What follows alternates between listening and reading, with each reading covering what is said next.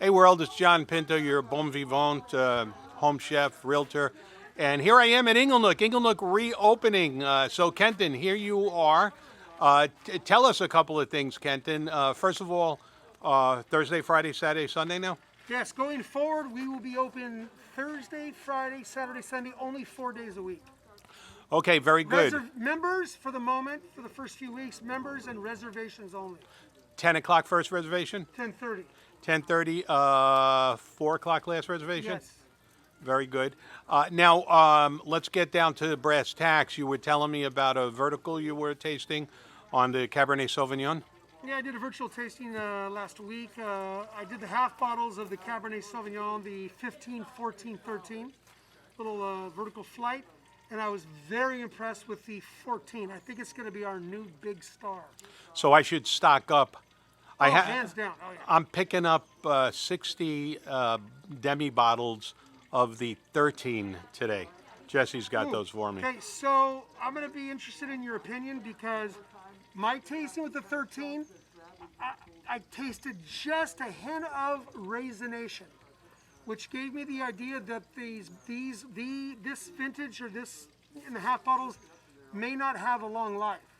So I needed a second opinion on this, and maybe it was just the bottle that I had, but I was not too impressed with the 13. Okay, well, I'm going to give them a try. Yeah.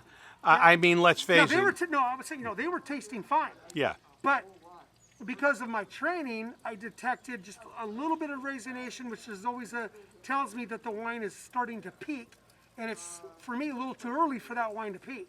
But we'll see. So that said, you know me, I like to do, my favorite recent vertical is the 10, the 11, and the 12. Of course. And of course, the 11's got all that barnyard going on, which I like. So if we did a vertical with the 13, 14, 15, those were the ones you referenced, and 16? Yeah. Well, do whatever years you want. And what are you finding the differences of those are? Well, like I said, 15 was very young, so I mean, it's still it was tasting beautifully, very crisp. 14 was the star, and 13 I was a little disappointed. So. Okay, so I should plan on stocking up on the 14s. Yeah, 14s are badass. Now, before COVID-19, Francis was running a special on the demis at, I think, $30 a bottle. Is that still out there, or did that go bye-bye? That went bye-bye for the moment. Okay, so how much are the demis right now? The demis are, what, 50? And for members, it's 25% off? Yeah, right. Okay, very good. So that would be, what is that?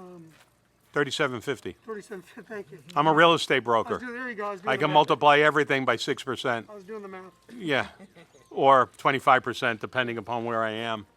Very good. And here is the lovely Stephanie. Hello. We can't see how lovely Stephanie is. And what kind of formaggi? So things have changed here. Okay, I could see that. And we have almonds. And things have changed. Please enlighten us. I will. So we are no longer doing plethoras of dry jack. We are doing, on the left-hand side, we wanted to focus a little bit more on a pairing instead of an eating. Yes. So Thank you, Kenton. Thank you, Kenton. So on the left is Pantaleo, which is an aged goat's milk cheese from the island of Sardinia. That's going to get paired with the 2017 Zinfandel that's in your glass right now. Okay. Then when we move on to the cab, you're going to enjoy the caved aged Gruyere from Switzerland. Okay. That's my favorite on the plate. And then with the Rubicon is shred head. That comes from California. It's an aged cow's milk cheese. It's creamy like brie, but it's sharp. It's really delicious. House smoked nuts, sourdough crackers to enjoy, and all good things. Very good. And can you tell us a little bit about how you feel about moving the tastings from the downstairs bower rooms and the former member lounge up to what appears to be a gravel driveway where you were originally, with the beautiful chateau in the back. So nicely. And I didn't mean that negatively or sarcastically. But this is the way you got the Tucker. See, here is the driveway comes from down there. They brought the Tucker in through there and drove it to the little museum. So what are you thinking about having the tastings up here? I love it. I'm ready for our Panino salon to be finished because I want to go back downstairs and be in that new beautiful room. But I like being outside. It's really fun to be out here and Yeah. enjoy the sunshine, and it's a new change of pace, and I think it's going with everything that we're having to change so much too, so might as well just do everything. I right like now. the dappled sunlight too. I know, it's very nice. Very you guys good. are in a good spot too, because a little bit of sunshine, a little bit of shade. Yes. Life's good. We will dive in. We will Enjoy. dive in. And now I'm going to turn the camera over to my good friend Rudy Hernandez, Mr. Tech. Rudy, tell me, how does it feel to not be sheltering in place and living adventurously? Oh, it's wonderful, right? I mean, us social creatures can't wait to be outside, so out and about. So thank you for having me. Thank you. So you're welcome. You're welcome. So we were drinking the Blancano, the 18, I think they said, right? Right, yep. And you have the Zin. What are your tasting notes on the Blancano? The Blancano, actually, the nose on it at the onset was a little funky, is probably the best way to say it, right? But like you said, very crisp, and so I really enjoyed that as the first intro. Really haven't dove too hard into the Zinfandel. I'll have to revisit that in a bit. Well, let's revisit it right now. So there's the Zinfandel 2017. Oh, nice nose. And let's see there. Definitely a Zin in comparison to the Rubicon you shared earlier. Let's try the goat cheese. Goat cheese is funky. Appropriately funky. There you go. So let's multitask while we have Rudy here. Now, looking at Rudy, you may think that he's just a very good-looking, vacuous guy, but he actually knows stuff. He's a very techie guy. And Rudy, give us your impressions of your Zoom experience over the last 90 days. How have you incorporated it into your business? What advice do you have for people who maybe were unfamiliar with Zoom and getting them familiar with Zoom? That's an interesting question because it's kind of been business as usual for me prior to the COVID lockdown.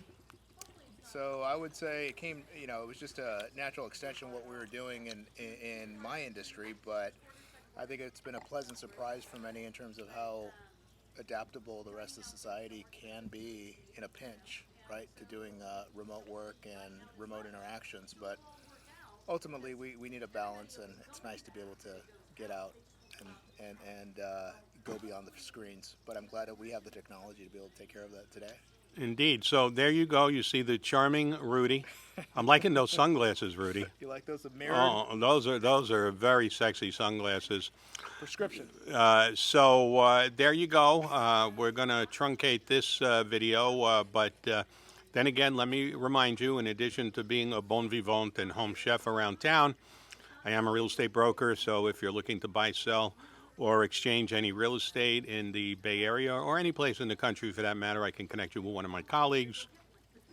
And especially if you're looking to upgrade your shelter in place. A lot of people right now are moving from more highly densely populated areas to more sparsely populated areas, which means you do have a lot of people coming to wine country. Just today, I'm negotiating a transaction where a client has been untethered from Cisco systems and is free to telecommute from his childhood home in Santa Barbara. So there you go. You see the extent of which this is possible. So if you need to contact me, 408-829-4141. Text is good. Talk to you soon.